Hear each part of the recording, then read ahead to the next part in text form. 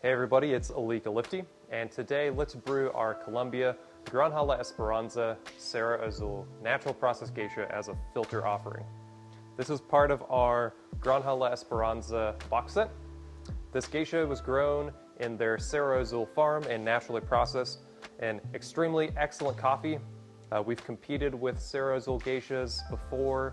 They are award-winning, and this is a really tasty cup of coffee. I wanted to make a small recipe that's going to be really good, and also so that you're not having to change a lot of things brewing between these different box sets. So we're going to use the same grind setting for all 4 of these coffees, or 3 of these coffees, depending on your box set. I've ground 16 grams of my Cerro Azul geisha at 18 clicks on my Comandante C40. This is going to be about a 9 or 10 on your Baratza Encore. And we're going to be brewing with 250 grams of 205 degree Fahrenheit water. So I've ground my coffee. Let's go ahead and pre-wet our filter and preheat everything in here.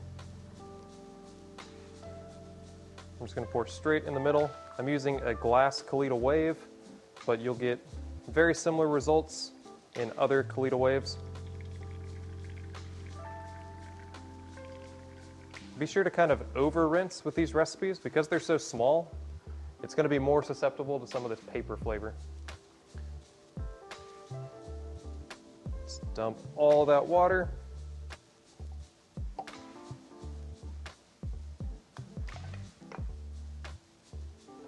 Dose our coffee.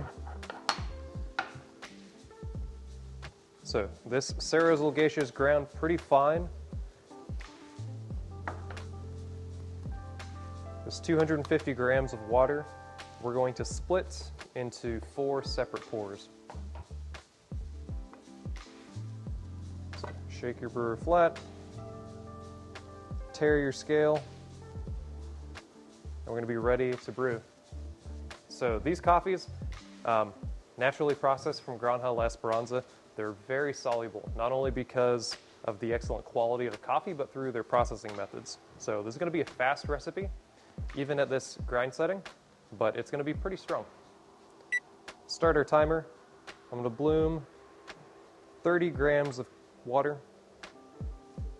Trying to saturate everything. If you have to go a little bit over, that's fine.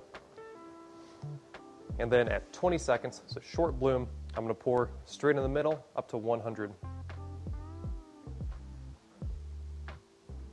This heavy pour is going to set our water level, do a lot of agitating for us, and set this flow rate. So we're going to start to flow a little bit more quickly at this stage. At 40 seconds, I'm going to do a spiral pour up to 175. This is going to touch all the coffee now.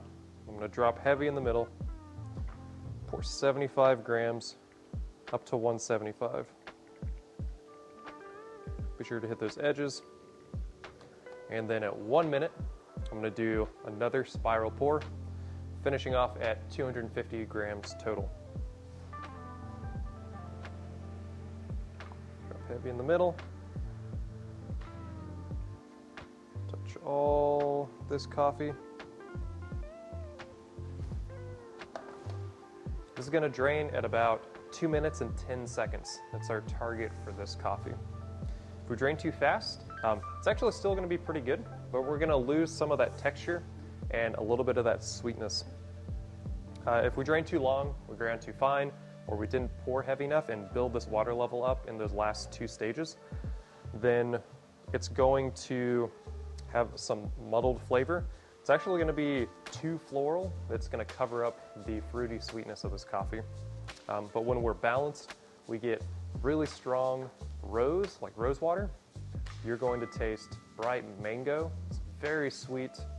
We're going to get sugar cane, and we're going to get jasmine. So a lot of sweetness, a lot of texture, and a lot of florality. This is just an excellent expression of the geisha varietal, with that natural processing giving us some more of that like red fruit flavor. So turning what would just be traditional floral flavors into rose and bringing out that mango flavor.